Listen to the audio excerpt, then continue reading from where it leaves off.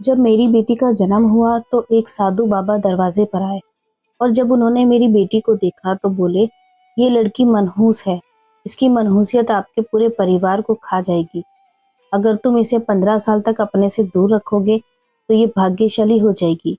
मेरे ससुर ये सुनकर बहुत चिंतित हो गए और उन्होंने तुरंत मेरी गोद से बच्ची को छीन लिया और उसे साधु बाबा को दे दी और बोले, जब ये लड़की बड़ी हो जाए तो इसे हमारे पास लेकर आना। वो साधु बाबा तुरंत मेरी बच्ची को लेकर अपने साथ चले गए। मैं बहुत रोई, गिड़गिड़ाई, लेकिन किसी ने मेरी एक बात न सुनी। जबकि मेरे परदेश में रह रहे पति को बताया गया कि बच्ची मुर्दा पैदा हुई थी। और फिर कई सालों के बाद मेरे पति अपनी दुल्हन के साथ घर लौटे। तभी मेरी नज़र दुल्हन के एक निशान पर पड़ी, जो मेरी जान ही निकल गई, क्योंकि वो तो मेरा नाम रेशमा है। मैंने बचपन से ही अपने नाम के साथ हरि का नाम सुना था। यही नाम सुनते सुनते बड़ी हो गई थी। मेरे बचपन का दोस्त था। बचपन में ही हमारी सगाई हो गई थी। हरि मेरे पिताजी के दोस्त का बेटा था। वो अक्सर हमारे घर आता रहता था। मैं देखती थी कि वो जब भी आता था तो कुछ नाराज सा लगता था। मुझे नहीं पता था मुझे ऐसा क्यों लगता था कि हरि मुझे पसंद नहीं करता। वो ना तो मुझसे बात करता था और ना ही मेरी तरफ देखता था। मैंने कभी भी उससे बात करने की कोशिश नहीं की। फिर एक दिन अचानक पिताजी के दोस्त और उनकी बीवी ने शादी की घोषणा कर दी और शादी की तारीख लेने आ गए। इस तरह तय किए हुए तारीख को हमारी शादी हो गई और मैं विदा होकर ससुराल आ गई। मैं दुल्हन बनी अपने कमरे में काफी देर तक हरि का इंतजार करती रही, लेकिन हरि नहीं आया। काफी देर हो गई तो आंटी जी, और जो अब मेरी सास बन चुकी थी, मेरे कमरे में आ गई और बोली, आज रात हरि यहाँ नहीं आएगा। पंडित जी ने कहा है कि आज की रात तुम दोनों के लिए बहुत भारी है, इसलिए वो कल तुम्हारे कमरे में आएगा। रात काफी हो गई है, तुम थक गई होंगी, अपने कपड़े बदलो और आराम से सो जाओ। इतना कहकर वो कमरे से बाहर चली गई। मैं आश्चर्य से उठी और अलमारी के एक साधारण जोड़ा निकाला और कपड़े बदलकर सो गई। मेरे ससुर बहुत ही श्रद्धालु थे। वो हर बात में पंडित जी की राय लेते थे और अपना हर काम उनसे इजाजत लेकर ही करते थे। हर बात पर उनके मन में अजीब अजीब तरीके की दुविधा रहती थी। ऐसा ना हो जाए, अगर ये बात ऐसी हो गई तो फिर ये बात सही है तो वो बात गलत है। वो अजीब ही तरीके की दुविधा में रहते थे। खैर, दूसरे दिन जब हरि मेरे कमरे में आए तो मैं बहुत खुश हो गई। मुझे ये डर था कि शायद मेरे पति मुझे पसंद नहीं करते, लेकिन अब मेरा वो डर भी दूर हो गया था। हरि मेरा ख्याल रखते थे, मगर हरि बहुत शांत रहते थे। ऐसा लगता था जैसे वो किसी परेशानी में हो, क्योंकि हरि बिल्कुल भी उस तरह के पति नहीं थे जो शादी की शुरुआती दिनों में नई नवेली दुल्हन के नखरे उठाते हैं। उनमें ऐसा कुछ भी नहीं था। हमारे बीच एक संकोच सा था और वो संकोच खत्म नहीं हो रहा था। 2 महीने बाद हरि को दुबई में नौकरी मिल गई। मैं और सब घर वाले बहुत खुश थे। मैं खुशी खुशी दुबई जाने की तैयारियां कर रही थी। मुझे यकीन था कि मेरे और हरि के बीच में जो फासला है वो दुबई जाने के बाद खत्म हो जाएगा। शायद जहां परिवार की वजह से ही हरि मुझसे खुलकर बात नहीं करते, दुबई जाने से एक दिन पहले हरि ने रात को घर वालों से कहा, मैंने रात में रेशमा के बारे में बहुत बुरा सपना देखा। ये सुनकर मेरे ससुर बहुत परेशान हो गए और बोले, अब मैं रेशमा को तुम्हारे साथ दुबई नहीं जाने दूंगा, बल्कि इसे घर से बाहर भी नहीं निकलने दूंगा। उसे 21 दिनों तक घर पर एक गुरु के साथ पढ़ाई करवाऊंगा। मेरे ससुर बहुत श्रद्धालु थे। सपने के बारे में सुनते ही अपना हुक्म जारी कर बैठे और मैं जो हरि के साथ दुबई जाने के सपने देख रही थी, वो सारे सपने आँख खुलने से पहले ही चकनाचूर हो गए। मैंने हरि से कहा, आप पिताजी से बात करें और मुझे अपने साथ दुबई लेकर जाएं। लेकिन हरि ने कहा, पिताजी नहीं मानेंगे, उनका फैसला पत्थर पर लिखी लकीर के जैसा है। मैं उनसे बात नहीं कर सकता। तुम जानती हो वो कितने वहमी हैं। हरि की बातें सुनकर मैं बहुत उदास हो गई। मैंने खामोशी से अपना सामान बैग से निकाला और वापस अलमारी में रख दिया। अगले दिन हरि दुबई चले गए।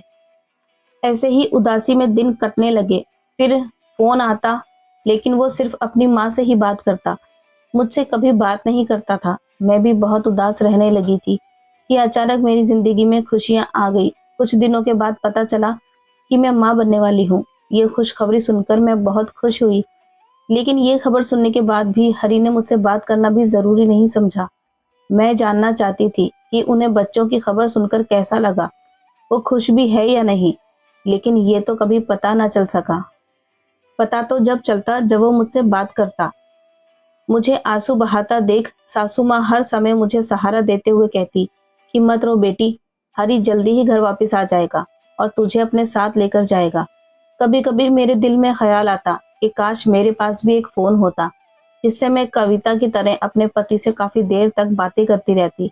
उसका पति भी देश में था। हमारे घर में किसी भी लड़की को फोन रखने की इजाजत नहीं थी, और अगर किसी के पास होता भी था तो उसे बुरा समझा जाता था। ऐसे में मुझे हर बात हरी की बहुत याद आती थी, लेकिन ना तो हरी आया और ना ही उसका फोन। इसलिए मैंने वो कठिन समय जैसे तैसे करके हरी के बिना बिताया। कुछ महीनों के बाद मेरी बेटी का जन्म हुआ। मैं बहुत खुश थी, सभी घर वाले भी खुश थे। अगले दिन जब मैं अस्पताल से घर आ गई तो घर पर जश्न मनाया गया। मेरे ससुर अपनी पोती को गोद में उठाकर सारे गांव में मिठाइयां बांट रहे थे। उस दिन वो बहुत खुश थे। तभी अचानक दरवाजे पर एक साधु बाबा आ गए। वो ससुर को देख रहे थे। मेरे ससुर उन्हें मिठाई का डब्बा लेकर देने गए, लेकिन उन्होंने तुरंत मिठाई का डब्बा फेंक दिया और लेने से इनकार कर दिया और चिल्लाकर बोले, ये बच्ची मनहूस है। उनके इस तरह चिल्लाने पर वो सब चौंक गए और मैंने उनसे कहा कि ये क्या बकवास है, कौन हो तुम? उस पागल अजीब साधु बाबा पर मुझे बहुत गुस्सा आ रहा था। मेरे ससुर ने उनसे पूछा, तुमने ऐसा क्यों कहा? तो उस साधु बाबा ने कहा, ये लड़की वास्तव में बहुत मनहूस है। इसकी मनहूसी पूरे खानदान को खा जाएगी। कुछ कहने के लिए आगे बढ़ी तो ससुर जी ने मुझे रोक दिया और उस साधु बाबा को बोला, आप ये कैसे कह सकते हो?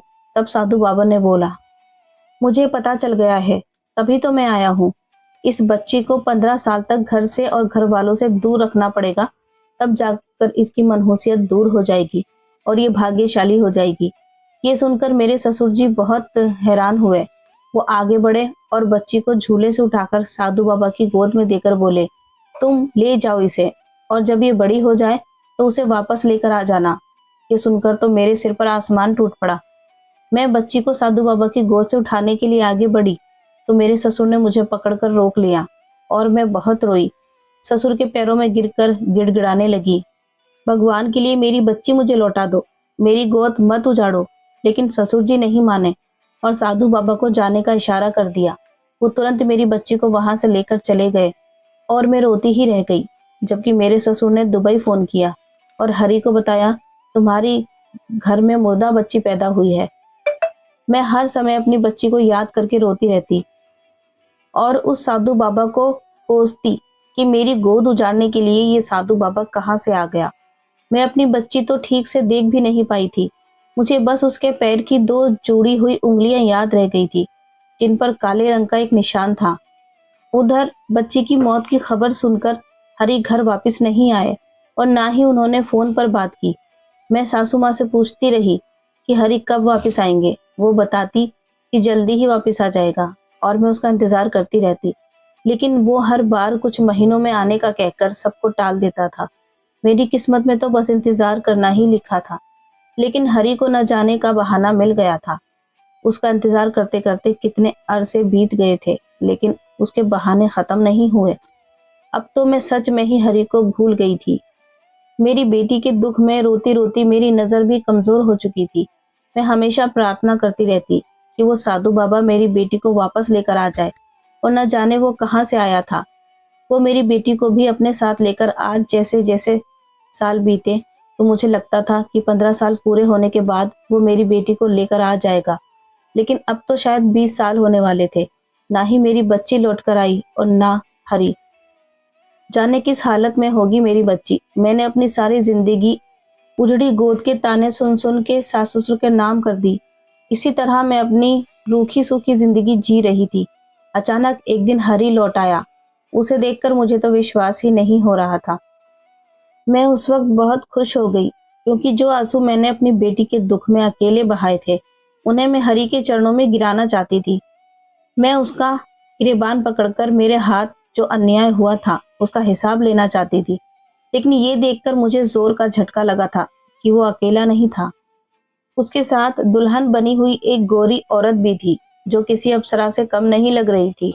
उस वक्त मैं खुद को बहुत छोटा महसूस कर रही थी। कहाँ मैं जाहिल सी गांव की औरत और कहाँ वो चमकते रंग वाली मेम साहब। इसका मतलब तुमने दूसरी शादी कर ली है। ये सोचते ही मेरे शरीर में एक बिजली सी दौड़ गई। मैंने अपने गिरते आंसू पोंछ लिए और उसकी दुल्हन को सर से पांव तक निहारने लगी। तभी अचानक मेरी नजर उसके पैर पे पड़ी और मेरी आंखों के सामने अंधेरा छाने लगा। ये तो वही निशान था, दो जुड़ी हुई उंगलियों पर काला निशान जो मेरी बेटी के पैर में था। अपनी बेटी की सिर्फ यही एक निशानी तो मुझे याद थी। मैंने उसे पहचान लिया, ये मेरी ही बेटी तो है। तो क्या हरी ने? ये विचार आते ही मेरा दिमाग फटने लगा। मुझे ऐसा लग रहा था कि मेरी सांसें रुक जाएंगी। भगवान, मैं ये क्या देख रही हूँ? मैं ये सब सहन नहीं कर सकी और अगले ही पल में बेहोश होकर गिर गई। हरी इस वक्त मुझे अस्पताल लेकर गया, जहाँ कुछ घंटों के इलाज के बाद मुझे होश आया। तो मैं चिल्लाने लगी कि मैं कहाँ हूँ। मैंने चारों ओर देखा तो हरी वहाँ खड़ा नजर आया। उसे देखकर मुझे सब कुछ याद आ गया। मैं बदहवास होकर चिल्लाई और बोली, बस यही देखने को बाकी रह गया था। हरी, वो दुल्हन तो हमारी बेटी है। हरी ने मुझे चुप करवाते हुए कहा, तुम धीरज रखकर घर चलो, मैं वहां तुम्हें अपनी पूरी कहानी बताता हूँ। मैं दिल में यही सोचती रही कि अब सुनने को क्या रह गया था। भगवान, ये सब देखने से पहले मैं मर क्यों नहीं गई? मैंने रोते हुए सोचा। घर पहुंचते ही हरी ने मुझसे कहा, आज मैं तुम्हें अपनी कहानी सुनाता हूँ। पिताजी ने अपने काल्पनिक चीजों पर विश्वास रखने की आदत की वजह से मेरा जीना हराम कर रखा था। वो बहुत ज्यादा वहमी थे। कभी कहते थे, आज पीले रंग का कुर्ता पहनो तो तुम्हारे लिए फायदेमंद साबित होगा। कभी कहते, इस हफ्ते लाल रंग का कुर्ता मत पहनना। कभी कहते, फलाना दोस्त तुम्हारे लिए ठीक नहीं, उसके साथ दोस्ती खत्म कर दो। कभी कहते, आज तुम्हारा स्कूल जाना ठीक नहीं, घर पर रहो। मैं उनकी बातों से और इस आदत से बहुत तंग आ चुका था। बचपन में ही उन्होंने मेरी और तुम्हारी मंगनी कर दी थी। जैसे जैसे मैं बड़ा हुआ, मुझे इस रिश्ते से नफरत होने लगी। मैं तुमसे तो क्या, पिताजी के किसी भी दोस्त की लड़की से शादी नहीं करना चाहता था। मैं पढ़ाई पूरी करने के बाद दुबई में नौकरी करने की तलाश में था। मैं यहाँ नहीं रहना चाहता था, मैं यहाँ से भाग जाना चाहता था। मैं दुबई में कई जगहों पर काम करने के लिए आवेदन कर रहा था और सौभाग्य से मुझे एक जगह नौकरी भी मिल गई और 2 महीने बाद मुझे नौकरी ज्वाइन करनी थी। ये बात मैं घर पर बताई तो पिताजी ने तुरंत मेरी शादी के बारे में सोचा। मैंने बहुत समझाने की कोशिश की कि मैं अभी नौकरी करने के लिए जा रहा हूँ, मैं अभी शादी नहीं कर सकता, लेकिन उन्होंने मेरी एक बात ना सुनी और शादी की तारीख तय कर दी। मजबूरन मुझे तुमसे शादी करनी पड़ी। शादी के बाद मैंने अपनी कागजी कार्यवाही शुरू कर दी, लेकिन मैं तुम्हें अपने साथ लेकर नहीं जाना चाहता था। इसलिए जाने से एक दिन पहले मैंने पिताजी को एक नकली सपने की कहानी सुनाई। मैं जानता था कि पिताजी ऐसी बातों पर यकीन करते हैं। ये सब सुनने के बाद वो तुम्हें मेरे साथ दुबई नहीं जाने देंगे और यही हुआ। उन्होंने तुम्हें गांव में रोक लिया और मैं दुबई चला गया। लेकिन मैं दुबई अकेले नहीं गया था। कुछ साल पहले मैं शहर की यूनिवर्सिटी में पढ़ने गया था। वहां मेरी मुलाकात पूजा से हुई और मुझे उससे प्यार हो गया। पढ़ाई खत्म होते ही मैंने पूजा से शादी कर ली। मैं जानता था कि मेरे घर वाले शादी तुम्हारे साथ करवाना चाहते हैं, लेकिन मैं अपनी मर्जी से शादी करना चाहता था। लेकिन मैंने अपनी गुप्त शादी के बारे में घर पर किसी को नहीं बताया था। जब मैं गांव आया तो अचानक मेरी शादी तुम्हारे साथ करवा दी गई। मैं अपने साथ पूजा के कागजात भी बनवा लिए थे और उसे साथ लेकर दुबई चला गया। हम दोनों बहुत खुश थे। मैं ऐसे ही जिंदगी जीना चाहता था। कुछ दिनों बाद मुझे खबर मिली माँ बनने वाली हो। इसमें मुझे कोई दिलचस्पी नहीं थी। जब तुम्हें चौथा महीना लगा तो मुझे खुशखबरी मिली कि पूजा भी पेट से है। मैं बहुत खुश था, लेकिन ये खुशी केवल कुछ पलों की थी। कुछ दिनों बाद ही पूजा सीढ़ियों से फिसलकर गिर गई और उसका बच्चा पेट में ही मर गया। डॉक्टर ने बताया कि अब पूजा दोबारा कभी मां नहीं बन सकती। ये सुनकर पूजा कई दिनों तक सदमे की हालत में पड़ी रही। उसे कुछ होश नहीं था, हर वक्त रोती रहती और मैं उसकी देखभाल में लगा रहता। पूजा की ऐसी हालत देखकर मुझसे रहा नहीं जाता, इसलिए मैंने उससे वादा किया कि मैं अपनी पहली बीवी का बच्चा उसे दे दूंगा और ये सुनकर उसकी हालत में सुधार होने लगा। जब तुम्हें 9वां महीना शुरू हुआ तो हम दोनों एक योजना के तहत भारत वापस आ गए थे और मैं तुम्हारी खबर रखने लगा। जैसे ही तुम्हें बच्चा हुआ तो तुम अस्पताल से घर आ गई। मैं तो एक आदमी को बड़ी रकम देकर पिताजी के पास भेज दिया। वो साधु के भेष में आया और वही बोला जो मैंने उसे सिखाया था। पिताजी ने उसे बच्ची को गोद दे दिया और वो घर से बाहर निकला। तभी हम दोनों पति पत्नी घर के करीब ही हुलिया बदलकर खड़े हुए थे। जैसे ही वो आदमी बच्ची को लेकर बाहर आया, मैंने बच्ची को उससे ले लिया और पूजा की गोद में डाल दिया और गाड़ी में बैठकर हम वहां से निकल गए। पूजा और मैं बच्ची को लेकर वापस दुबई चले गए। पूजा और मैंने उसे बहुत प्यार से पाल पोस कर बड़ा किया। जब वो 20 साल की हुई तो एक भारतीय लड़के को जिसके साथ वो पढ़ती थी, उसको वो बहुत पसंद करने लगा। मुझे और पूजा को भी वो लड़का बहुत पसंद था। कुछ महीनों के बाद शादी तय हो गई और हम उसकी शादी करने के लिए भारत आ गए। जब इसकी शादी होने लगी तो पूजा को गिल्टी फील होने लगा, तो इसने निशा को बता दिया कि वो उसकी सगी माँ नहीं है बल्कि सौतेली बेटी है। आज वो हमेशा के लिए अपने घर छोड़कर जा रही है। तो पूजा से रहा नहीं गया और उसने उसे बता दिया। ये सुनकर निशा बहुत गुस्सा हो गई और शादी छोड़कर मेरे पास आ गई और बोली, अभी और इसी वक्त मुझे मेरी माँ के पास लेकर चलो। मैं तब तक शादी नहीं करूंगी जब तक कि सच क्या है और झूठ क्या है जान ना लूं। निशा की जिद से मजबूर होकर मैं उसे तुम्हारे पास लेकर आया हूँ। तुमने उसे शादी के जोड़े में देखकर गलत अनुमान लगा लिया और तुम बेहोश हो गई। ये सुनकर मुझे भी संतुष्टि हुई और मैं अपनी बेटी के पास गई और उसे गले से लगाया। फिर हम दोनों ने एक दूसरे को बार बार गले लगाया और फिर कभी एक दूसरे को चूमते। मेरी खुशी के आंसू नहीं रुक रहे थे। हम दोनों ने खूब बातें की। मैंने उसे अपनी पूरी कहानी सुना डाली और बताया कि कैसे हरि ने उसे मुझसे छीन लिया था। ये सब सुनने के बाद वो हरि से बोली, अभी और इसी वक्त मेरी माँ को तलाक दे दो। ये सुनकर मैं स्तंभ रह गई। मेरी बेटी मुझसे बोली कि मैं आपको ऐसे आदमी की बीवी नहीं रहने दूंगी जो आपको शादी करके छोड़ के चला गया और पलटकर पूछा तक नहीं। 20 साल हो गए माँ, जिंदगी की खुशियों पर आपका भी हक है। अभी आपकी उम्र ही क्या है। मैं इसे तलाक दिलवाकर आपकी दूसरी शादी करवाऊंगी। फिर मेरे बहुत समझाने के बाद भी वो नहीं मानी। हताश होकर हरि ने मुझे तलाक दे दिया। वो खुद भी शर्मिंदा था क्योंकि उसने पति होने की कोई जिम्मेदारी नहीं निभाई थी। निशा ने मेरा जरूरी सामान पैक किया और मुझे लेकर शहर चली गई। शहर में उसने अपने नाम पर एक घर लिया हुआ था। वहां पर हम दोनों रहने लगे। निशा अब मेरे लिए एक अच्छा सा रिश्ता ढूंढने में लग गई। वो चाहती थी कि मेरी शादी होने के बाद वो खुद की शादी के बारे में सोचे। उसने अपने मंगेतर को सब कुछ बता दिया और कहा, अगर कोई रिश्ता हो तो बताना, मेरी माँ के लिए। इस बेचारी ने अपने जीवन में बहुत दुख देखे हैं। इसके मंगेतर अमर ने कुछ देर सोचा और कहा, मेरे जन्म के समय ही मेरी मामी की मौत हो गई थी। तभी से मेरे मामा जी ने दूसरी शादी भी नहीं की और वो बिल्कुल अकेले हैं। ये सुनकर निशा ने उनसे कहा, तुम अपने मामा जी से बात करो, अगर वो मान जाएंगे तो बहुत अच्छा होगा। अमर ने निशा से वादा किया कि वो अपने मामा को मना लेगा और ऐसा ही हुआ। अमर के मामा जी मुझे 2-3 बार मिल चुके थे। वो भी उम्र में उस पड़ाव तक पहुंचकर बहुत अकेलेपन के शिकार हो चुके थे।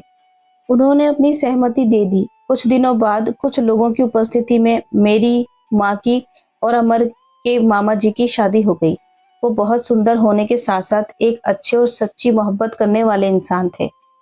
मेरा बहुत ख्याल रखते थे। हम दोनों मिलकर अमर और निशा की शादी की तैयारियों में लग गए। 1 महीने बाद बड़ी धूमधाम से अमर और निशा की शादी हो गई।